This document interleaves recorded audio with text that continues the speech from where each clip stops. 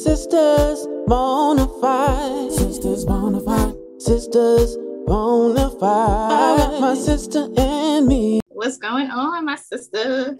Going on, girl? We made it. We here. It's Friday. Friday. Oh my gosh, this week is crazy. Girl, what happened this week? What did you do? What was your highlight of the week? What stood out to you the most this week? Oh my gosh. So I went to get my first dose of the COVID-19 vaccine, which was in itself, it was definitely, exciting to be a part of all that. Right. But in the midst of me waiting to get for my appointment to come, so I got to the hospital early, and then I was waiting for outside. I'm like sitting on the ledge outside of the hospital, and this homeless guy, he was coming up to me. Girl, I laugh about this now, but it was scary. He was coming up to me, and God must have like woke me up and was like, look up, because I was looking down at my phone. And I happened to look up, and he was like aiming toward me, like kind of charging toward me. So my initial, and I didn't have my pepper spray or nothing. So my initial reaction was to, what did you do? So my initial reaction was to run. So right. I kind of skipped a little bit. And then I wasn't like booking it, but I kind of like put a little pep in my step to get away from him. Right. And then as I was doing that, all I heard him say was, he was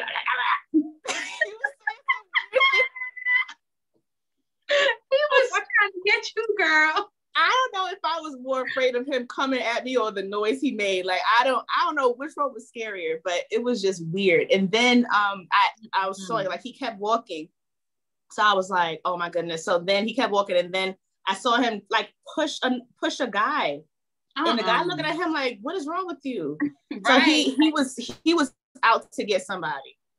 Definitely. And he was trying to get you. He was trying to get me, but the good Lord above, he said, he said, looketh up it from that phoneth. From that phoneth, because that phoneth is nothing in that phone that's more important than your life right now. And this man's trying to get your life. Exactly. So yes, but that he was like, you can laugh about it now because you say pray, but he was trying to tell you something. He was like, he was like, he's about to take me with him on some, I don't know what he was trying to do, but it was crazy. But yeah, that was my week. He was trying to make you his buddy. He needed a buddy. He's lonely out there, girl. Sure. He could forget that. He was trying to have him a summer with a side of cocoa. Huh. Right. Not this cocoa. You better get some hot cocoa. He's not getting this cocoa. Cocoa bread, some cocoa butter. Right? Exactly. Not cocoa over here. Right. That's so funny though, because it's crazy. Like it makes you think about, just how you have to still be vigilant and all those things like our parents used to say to us, watch for strangers, watch out for your surroundings, and drilling those things in our brains, and all those life lessons and thoughts that we had to maintain. Yeah.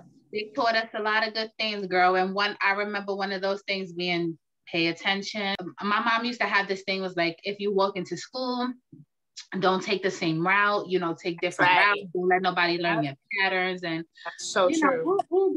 All those old school lessons that I used to say, yeah, too. And now that I know are so important. Exactly. Yes. And that taking different routes is a very important one. Like I was taught that too, because the thing is, you don't know who's watching you. You know what I mean? And you may not think some people are watching you, but people watch. So you have to be aware of that. And I think, like you said, like growing up with that in mind specifically, like it has kept us safe till now. So that, especially growing up in New York City, so that's something that's some, to be proud of, to have known that and taken it seriously. They taught us a lot of good things, but I won't lie. I won't lie. Go ahead. What? And if my mama's watching from up above, I love you and all, but just some things you ain't always do the right way. The right way. girl. What's one of the things that you could think of? One of them I'm still trying to reverse 30 years later, girl. And that's this big ball of big ball of fluff over here. I'm trying to reverse it, girl. Reverse the years of the non-maintenance that went on. You know what I'm saying? That is something that I think a lot of kids, went through. I think for me personally, like my mom, she was always into doing my hair. Like every Sunday before school, she'd wash it, braid it up, put little beads on it and everything like that.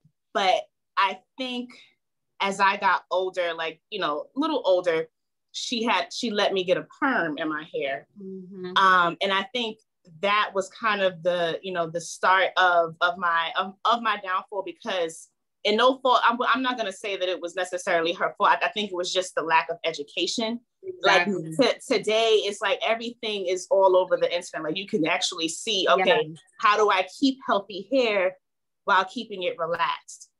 Mm-hmm. And, it's like one of those things where, it's all over the place. But back in the 90s, like that wasn't a thing. Like you just put you put a perm in your hair, and sometimes it'll be healthy, sometimes it might break off, but that's just what it was. Exactly. But I think in order to avoid, because I always have very coarse hair, like my hair was always coarse. I got it from like my dad's side of the family. So in order to like avoid, I guess after a while she figured like I was getting older, she didn't have to braid it anymore. But so in order to avoid it being all over the place in our minds, quote unquote, she would perm it. But then that left, it was kind of like a traumatic thing going forward, because my hair pattern, my hair quality was never the same again from before she permed it. So it's just like those lessons where it's like, you think back and you wish that there was more education about Black hair care, and, not just throwing any kind of like, product on your hair just to make it seem like to make it manageable. You know what I mean? So that was one of the things I could think of. So I think that's right.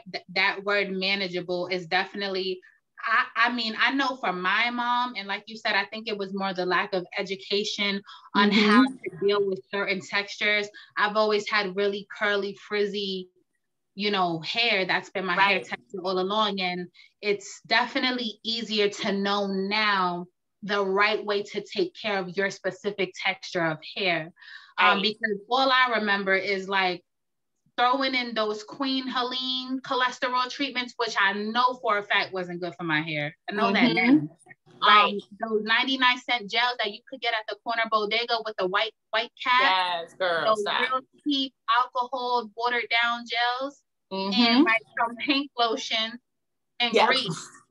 And the Indian hemp grease. That was it. That was the product. Yep. And I think the two major things, I would say probably the same for your mom as well, was managing. And as long as it was neat, that was the goal. Exactly. Regardless of what product it took to get it there. That's right. Whereas now, that's like a big part of my regimen, a big part of my life, taking care of my hair the proper way. But I think what makes me take it so much more seriously now is obviously having Sky. Right. And, she's in between like textures. She has like very curly but coarse texture. It's so important for me to like take care of her hair properly. And it's not to say that they didn't do the best they can, but we know as we got older, dealing with the aftermath and the after effects of it definitely took a lot. It requires the same product or same process. Yeah. So just because those products were okay for her, it shouldn't have been the things that were being used. And like you said, lack of education, which I think is so much more important for us to understand it now. That's right, exactly. Because the experiences I had with that hot comb girl, that was it was not the business. My hair it did not agree with it. But those are things that were passed down, from generations. So that's what they knew. Another thing I wanted to mention before we move on is my mother made sure, especially when I was a little girl, like I said, she was very vigilant about braiding up my hair, putting beads, making it look nice. And I think one of the main reasons was she didn't want anybody picking in my hair. Right. You know what I mean? Like, it was one of those things where whenever, if I were to go, like, you know, sleep over, like at my dad's house, whatever the case is, no offense to nobody over there, but my mother just had her way about, you know, having my hair done ahead of time so that there's no excuse for no reason for anybody to have to do my hair. She didn't want that. Because it's true. Like, they're just certain people's energies that you, and it may sound crazy, but that you don't want in your hair. Like, you don't, people can have, not to say that they did, I'm not trying to say that, but yeah, it's just a point where you just don't want people picking in your head, like you know what I mean? So that she made sure that my hair was always done up for the weekend if I went over there with them. So that way there was no reason for that. So I just had to put that in there because that was a big one. She even told me. Definitely a staple as well. So speaking of like sleeping outdoor, like I know I mentioned, like I would go to like, you know, my father's house for the weekend. Right. My mama, she ain't allow me to be sleeping just that, like going out and sleeping over, having sleepovers at just anybody's house, period. I didn't understand it obviously as a kid, because it was like, dang, Mom, why can't I just go? But now as an adult, you just see so much that happens. It's hard to know exactly what goes on when you're as a parent, when you're not there. Exactly. So, and you know, as a kid, you don't see that. You don't see the potential risks and dangers that you may be in, because you know, you're just looking to have fun with your friends, but you don't know what adults are there. You don't know what's going on. And my mother was big on that. Well, you know, my grandmother raised me, like all her whole thought process was old school all the way. Don't get me wrong. My grandmother, she was cool. Like she was more like, same thing. I could not sleep out at anyone's house. And not that you can't hang out with your friends. You're going to be hanging out with them here. That's right. You could have all the fun you want. That's right. You can stay up to all the whatever time you want to stay up to, but you need to be where I can see you. You need to be where I know you're safe. And if you want to hang out with them, then you have to let them ask their parents if they can come over. That's right. Exactly. My grandmother, honestly, it wasn't until we became friends that I was able to really go to anyone's house. Likewise, yeah. When she saw the way that you obviously you had rules when you would come over to my house. So when my grandmother started seeing like, all right, well, Coco have to be upstairs by a certain time. That's right. All these rules, you know, Mama S had and all that. She said, oh, okay, we on the whole page. We on the same page, in the same book, at the same paragraph. And it wasn't until you that she really was like okay with feeling comfortable and safe with me being with you and your family. That's right. That was what? We were already like 15, 16? Yeah. Same here, girl. Same here. Like my mother definitely saw how much of a good girl you were and how you came from, you know, from humble, you know, from upbringings that were similar to how I was raised. And that was the old school way. Like I grew up with my mother and my grandmother in the household, and our grandmothers were two, you know, they were just very similar in how they processed the world and how they understood how people, you know, how things happen. Yeah, we all in all, they didn't play that. They still eased into it. And I do want to say this because it wasn't like it was us in particular. I feel like it was for my mom, it was just more like, you know, just the outside world, just to make sure that you're safe. She always would say, like, it's not you, Coco. It's not you that I'm worried about. It's everybody else out here who has bad intentions that I want to make sure that you're safe from. You know what I'm saying? That you're protected. So I get that now. Whole generation, which I think we've carried on with us too, and why our circle is so small today. They didn't trust like my grandmother trusted nobody. No. Like, all, like she don't care if you ran the same blood through your veins as her. Like there's always a line. There's no matter what, there's always a line. You keep your guards up, even if it's your own family. That's right. And that's the way she was, you know. Like I remember one time I did. It was you know, like a friend's birthday party or something that was going on. This was like junior high school before we met, and like we were. Who lives there? Are there any men in that house? Like that whole, you know? That whole, and it wasn't a stay over. It was like you could go for a little while, get dropped off, get picked up. That's right. But now that we talk about like hanging out and having company, girl, if we had company, or if we went to visit someone, there was just this look. That look says, if you could accept something, if someone's in your house, where you should be. I mean, the look like, and you better not ask me to stay longer or sleep over or anything of that nature. It was just, girl, all you need to do is this. Give the look, and you better come correct. You better not ask for nothing. You better sit down, and you better not be grown folks' business. Hello, that's the key right there, because I feel like in my house, I used to try to push the limits. Like I had, my cousins lived with me, and even before then, I was by myself.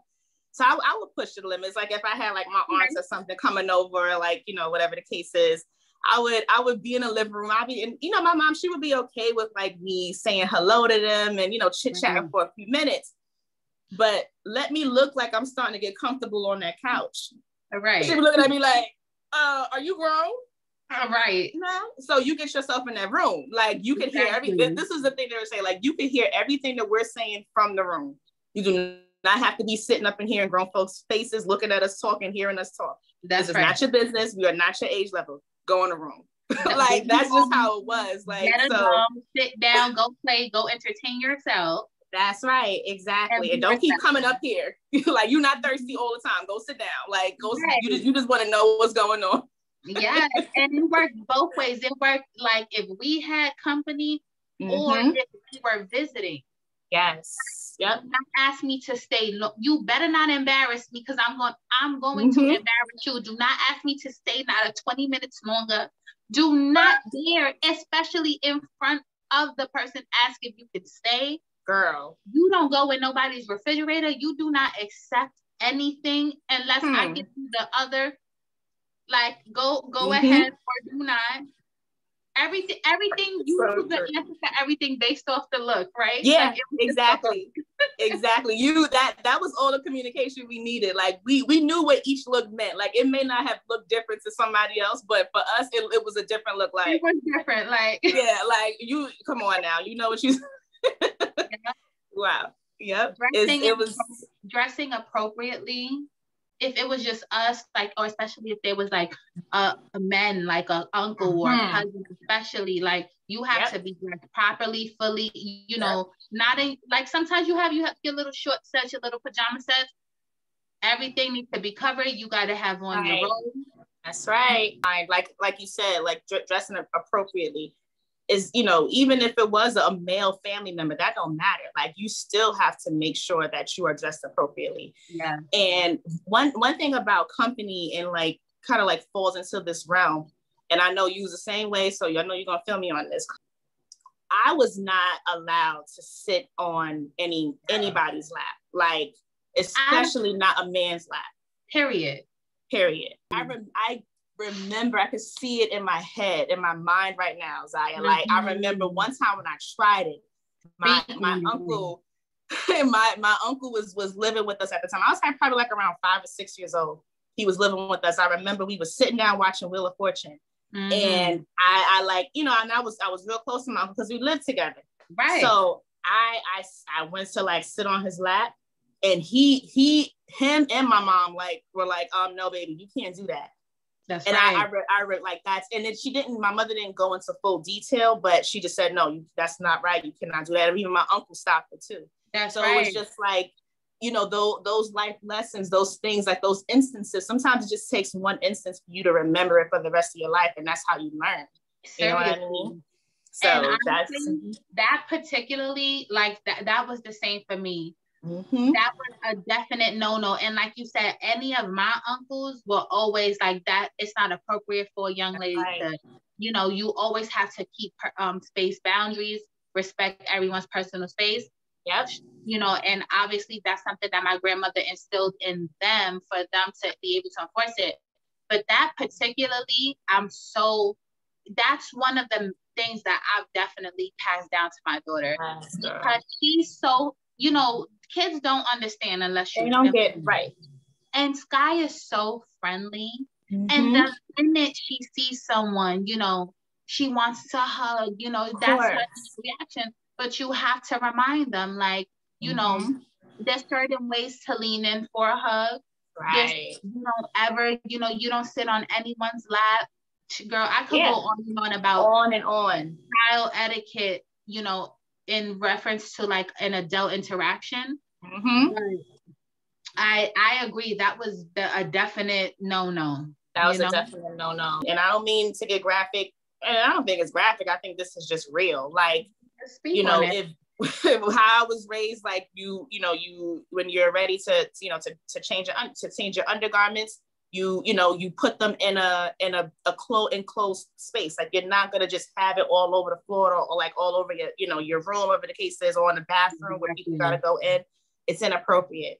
And that's, or even like you said, even touching on wearing undergarments, like I wouldn't dare just wear like a bra or like my underwear around the house, or even my, you know, my male cousin, like who I live with, he wouldn't, my grandmother told him, put a shirt on. Like you're not walking around with no boxers. I never in 30 years I've been around ever seen like my brother in boxer shorts or anything like that. No, it's inappropriate. And you know how back in the day, if you washed up your undergarments in the shower and stuff, back in the day, they would like lay it over the radiator. Exactly, on the line. Yep, exactly. Yes. Like all that stuff has to be put away. Nobody walks around here like, I don't care if your boxers are giant and they look like shorts. That is a negative. It's so true.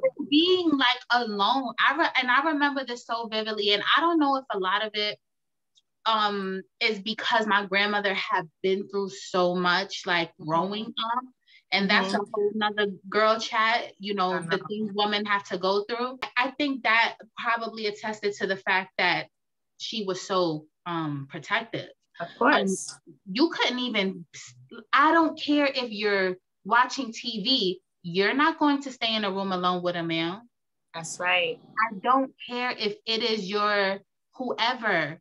And that is just like the dynamic. And I think one of the reasons why my brother and I had like grew so much like respect for one another.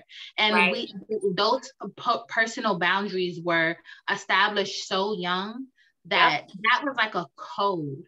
Yeah. You know what I'm saying? Just like what was in our household, what was appropriate and what was not.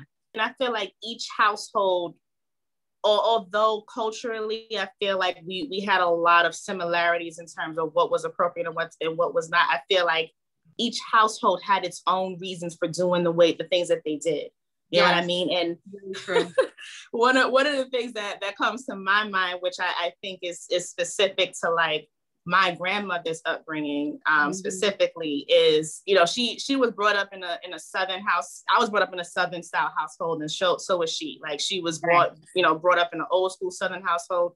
Her mother didn't play. I have a story. I might do a solo story about her mother, because my great grandmother Agnes did not play. No, she wasn't playing. She wasn't with the games. The stories I got about my great grandmother Josephine, girl. So we should definitely, because that's the legacy. That's the start of the legacy there, because girl, Grandma Agnes didn't play. So one of the examples that I was, while I'm talking about this in like terms of every household was unique, was my grandmother was big on, she didn't like for us to say certain words that like I look back on now and I'm like, well, why? Like it wasn't like it was a curse word. What was the problem? Right. Zahia, she didn't want us to say the word lie, right? Now, okay, I understand that we couldn't say it to an adult. I get that. Like, of course, how you would never dare say, "Oh, you're lying." Like, what? Right. I wouldn't have no teeth. I wouldn't have none of this, no teeth, none of it. Right. But my grandmother didn't allow us to say it to like each other, like as kids. Like we couldn't say the word lie in the house. We better not. She would lie into us. If you told your cousin who was your age, like you told the lie, like you mean in that way? Because I know my grandmother did not tolerate calling someone a liar. More so an adult though. Like if I said, "Oh, you're lying," like to her, or but I used to tell Liz and them all the time, "Oh, you're lying."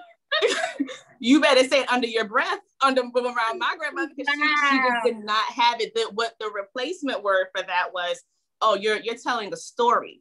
You couldn't say, and let us know in the comment section, y'all, if y'all experience it, because I know I'm not the only one. It sounds crazy, I know, but I think that was just the Southern upbringing. Like that was just how it was for her. Like she just didn't. To me, it was extreme. Like I don't see a problem with it. Even like my mother, she was like, I really don't care. Like you could say lie, it doesn't bother me. But my grandmother was strict in that way. Right. And another crazy one. If my cousins were listening, they would know what I'm talking about. Like we couldn't. It was lie, and we couldn't say the word but. Like you're behind. Like we. She felt like that was like a curse. That was the equivalent to a curse. So we had to say the word. We had to say hiney instead. Like we couldn't say no way, no. It was even between peers. Like we could not say those two words and let her hear it. It wasn't going down. Like she was not having it. So it's like you said, nah. Exactly, but I don't understand. They had their reasons, and we just had to go with the flow, respect it, act like we liked and agreed with it. And that was it, because I remember this, and I'm just things is just coming to me, girl. Coming back. Talk about it. And this was like, oh man, freaking lady, man. I think back, one thing, and this is something from when like younger to now as an adult, you know, we would get into like, she used to say, she had this thing that if I say the sky is purple, then it's purple. Like what, if that's the way I say it, then that's the fact. That's what it is. Yep. And gosh. Yep. And that would then trickle down to like things she would have an opposing opinion on, or try to combat me and say I was wrong for things I know I was right about though. Right. And I'm like, but I can prove this to you. It can be something that I can bring up scientific fact about, and she will still say no. Like that's just if I say this guy's purple, it's purple. If I want it to be pink, you better go with it, and that's just what it is. That's just what it is. Yeah. I don't want to hear no lip about it. I don't want to hear nothing. And I'm just like, but I'm not gonna sit here and allow you to say that I'm wrong, and I can't even tell myself no. You tried it. No, you cannot. Exactly. You better go tell it to somebody else, but you're not going to tell it to me. That was something, as a grown woman, that was something that she would still not be like, Grams, but like, I'm showing you. Right. No. All right. You know? Exactly. And old school ways. Girl, and in her book, that was what was right, and that's it. Like you're not gonna try to convince her otherwise. Like that's just what it is. I think now, she's definitely open to like learning and listening, more. But yeah, it was sometimes they can be stubborn. Like they can be stubborn, and I know my grandmother knows that she is. Like she wasn't that way with me, but like I think with like my mom and stuff like that. Like it was like, no, I know what I'm talking about. I'm right, and that's it. Like that's just what it was. So yeah, they something else. There's something else. No, I was gonna say they had opinions about all types of things. The way people hang out, how they supposed to hang out, how they supposed to do it. Because certain things, if it don't look right, it could be innocent, but if it don't look right, you should not be doing it. You shouldn't be doing it. That's right. And one of the things and I'm happy you mentioned that, because one of the things my grandmother would always say is, the only time you better be on that street corner is when you're crossing it. Right. Don't be standing out there on that street corner. You ain't got no business on that street corner. Because in her mind, it's like you're selling drugs or you're selling something else. So you sell whatever. Like, my grandmother used to say straight up, only prostitutes stand on the street corner. Exactly. If you go to the store, I don't care if you see somebody, you better say hi while you walking away. Like you better not be in no corners. You better not be standing outside talking to anybody. It does not look cute. Exactly. It does not. Exactly. Yeah. And I think for my grandmother too, with that in mind, it's like she raised two sons and my mother. So it was like with her, it was like, she always felt like if you stood on the street corners, and especially with prostitutes too, but also selling drugs, like, nah, Because if the cops come up and they see you there, they're not going to say that you're innocent, like you going down with them. So exactly, it was a whole mindset. But but let's talk about like babysitters. Like, girl, did you have like a designated babysitter while you were growing up, or never, not once, never, not once, never, not once. I got dragged every which way, every single where. I mean, look, I just got dragged everywhere. That's right. Because my grandmother ain't leave me with anyone ever. I had to go to do the 4-hour grocery shopping she wanted to do. I had to go to every SSI appointment, every Section 8 appointment, every appointment she had, whether it was mine or hers or whatever she had to do, I was with her. That's right. That's right. We ain't do that. We ain't do that over in our places. Like that wasn't it. And if it was an instance where we couldn't, like in a rare occasion where we couldn't go with them, you stay your behind in this house. You do not open the door for anybody. I don't care who it is. Period. You don't go. You don't open that door for nobody. You don't go. There's no reason for you to go near the door. Don't even look at the peephole. There's no reason for it. Sit yourself down. Boom, boom, boom, boom. Or there's a cold word or something. Yes, girl. That's right. So that was our form of babysitting.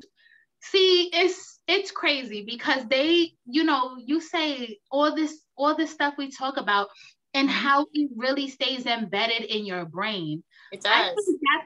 I know. I mean, I don't ask anyone to stay with my child. And a big part of that is because I could hear my grandmother, like, because sometimes you be wanting to say, hey. Of course, girl, yes. And I would take her everywhere, even when she was a baby. And I've had people who, and people that were there and were available. Like, I was, you could go, you could leave her, I'll stay with her. Never, not once. Yep. Never, not once. Whatever I had to do, I took my daughter with me to do it. My grandmother was so funny, right? Because there would be times, like, even let's say if we were going to do something, if we were going to go out, right?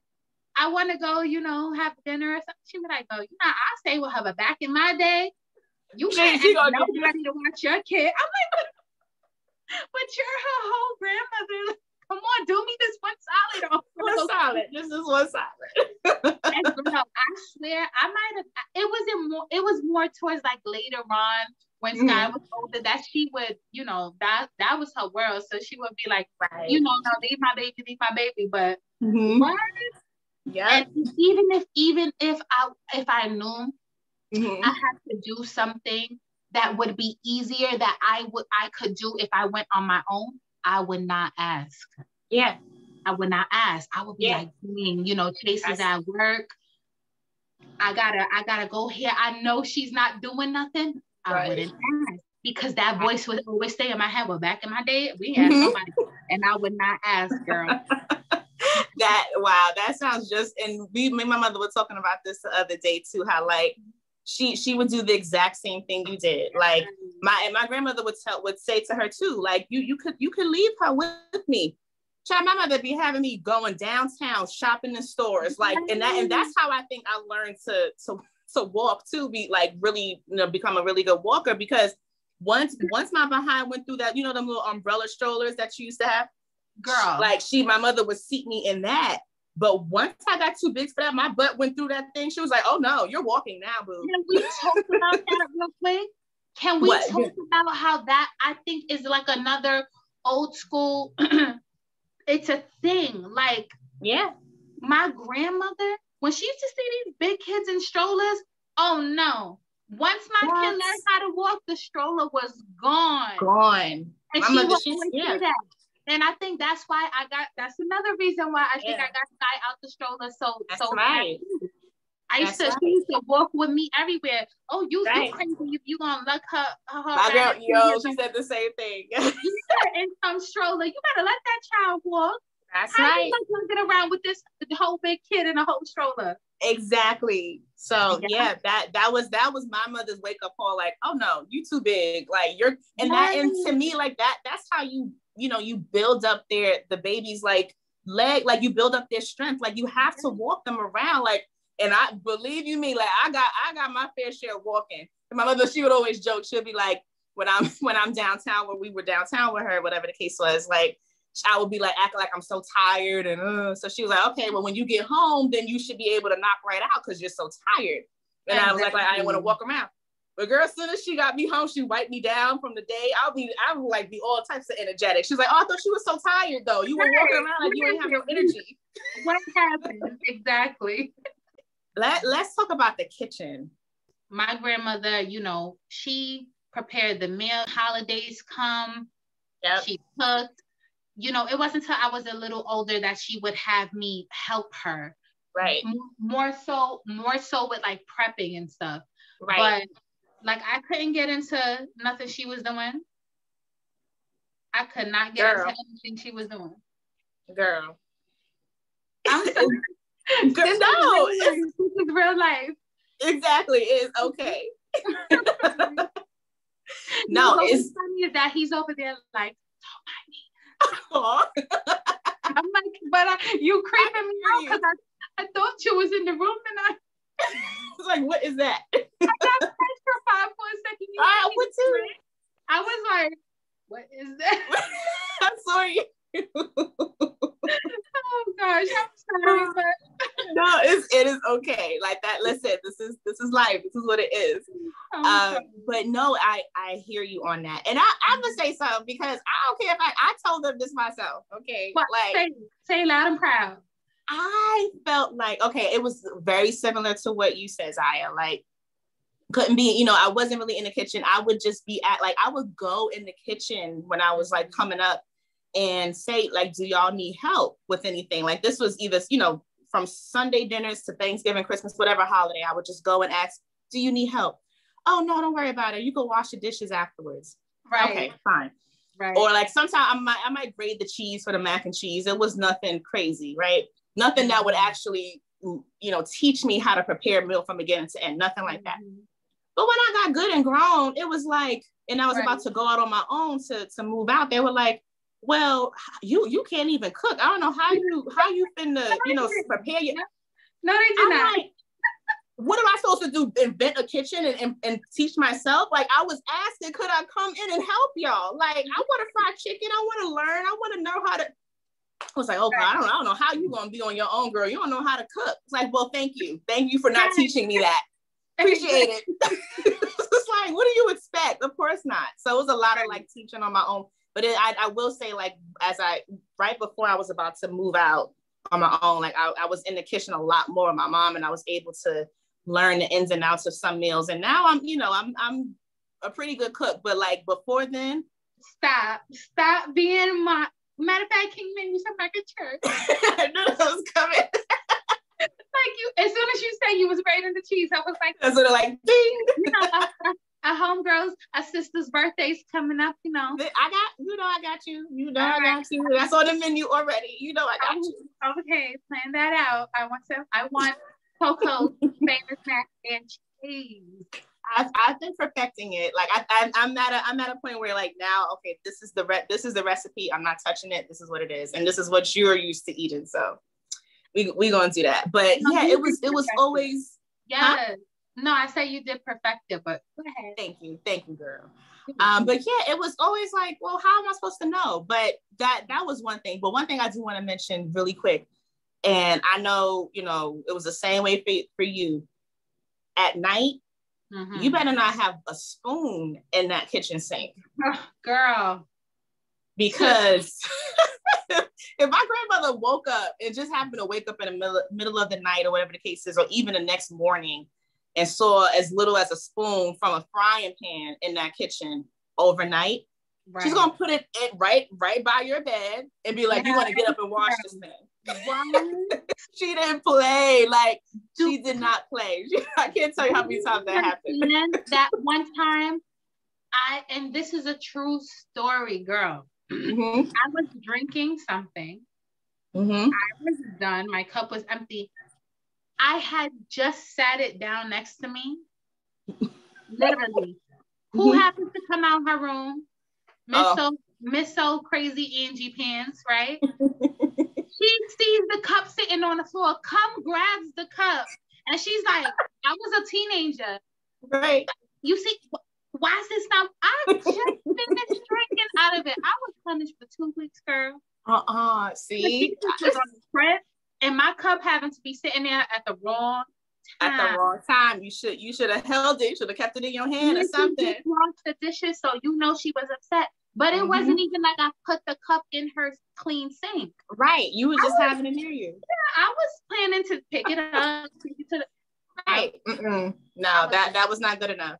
Like, dishes better be washed. That's right. And this is something that is instilled in me to this day. I have to be bedridden for me to go to for me to end my day with a dish in that sink. Like, I don't play that. Even after we're the same way. Even after I cook, I gotta clean off my stove, because if you keep letting that food cake up on that stove, first of all, you're bringing all types of stuff into your house, roaches and stuff like that. Like, and then it's just gonna make it harder for you to clean it.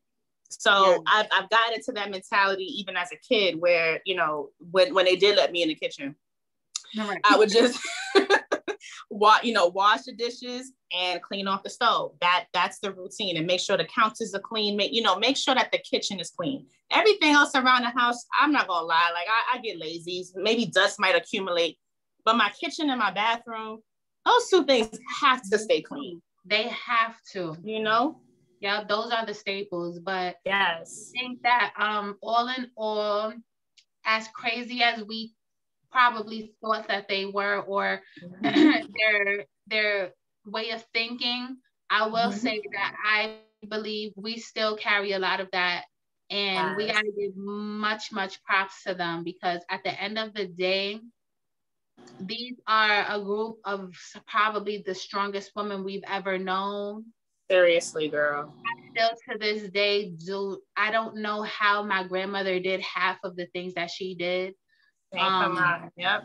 So I live my life, abiding by a lot of the things that she has taught me, so. That's right. And those are life lessons that are instilled in you. And I feel like there are some people when they get grown, they feel like, all that stuff can go out the window. Like, I don't need that anymore. I'm grown. I can do what I want to do. But I feel like for us, these are staples, whether they were extreme to us at the time or not. These are staples to how we live our life, to how we see the world, how we think before we react to things, instead of just reacting. And all in all, how we take care of business, and how we keep things private. My grandmother always said, you don't let your right hand know what your left hand is doing. Like, you have your circle of people, but don't talk too much about your money, about your love life. It's nobody's business. That's okay, right. You take care of your business. You do what you need to do, and that's it. And that's definitely, they don't make them like our grandmothers and parents. Like, they don't make them like that no more. I'm not nearly as strong as what they are. Like, I can say that off the bat. I know I'm not. Like, the strength that they embody is like beyond, like superhuman almost. I know the same for my grandmother, like keeping your business private, but also handling it on your own. That's right. You have to do, no matter the sacrifices you have to make. But I think very seldom my grandmother ever asked for help, Yes, that's a great point. Whatever, however she had to split it up, if it meant she did without, if it meant, I don't even know sometimes how she made things happen, but it got done. That's right. So that's so true. We carry that, we pass it down, we live by it. And as crazy and as kids, sometimes we don't understand, but I think as adults we could appreciate, For sure. It's definitely a blessing to have been raised by such tremendously strong women. And, it just makes you feel like you got a prize out of life, like, because there's so many people who weren't able to have the upbringing that we did. And exactly. That's I pity them, because they, to be honest with you, because they, they see the world a little differently. Like, definitely. So I big them up all the way. Like, they were just amazing women, and we love them. Like, that's cold. They hold very close to our hearts, and yeah. Shout out to them. Shout out to them. Yes. Some strong women. Yep. But yes, girl. Yes, girl. But yeah, that was a nice little trip down memory lane. Won't lie. That was, because it was a lot that I haven't thought about in a while. And I'm like, that whole lie thing, saying lie, like, I'm sorry, Gramps. I don't get it. I'm sorry. Like, I don't get it. Like, what is the problem? But she just thought that the word it wasn't appropriate. Exactly. It wasn't she liked to hear. Exactly. It didn't sound right. It didn't sound, it was like the equivalent of saying a curse word in her mind. So it was just like, no, you're not saying lie up in my house. I'm like, okay, but why though? Why? I mean, we're just gonna go with it, and I would be much interested to see if anybody else, yes, because I think this is a Southern thing. I don't know, but I really think it is, and I think I saw it on Facebook too. Like, somebody said, they said the same thing. I'm like, oh my God, you too? I thought it was just me. Well, we need to find that person in here. Here's their experience. Girl, but yeah, it was a good times. Of course, it's been a whole great kiki with you as always, girl. Yes, girl, as always. I love you. All right, I love you too. Get some rest. We're gonna get some well-deserved rest from this week. Yes, girl. And go into this weekend and see what it holds for us. All right, girl. All right, girl. Love you. Love you too. Bye. Bye. Bye. Bye. It's official. Don't forget to like, comment, subscribe, and hit the notification bell. Ding. Sistas Bonafide.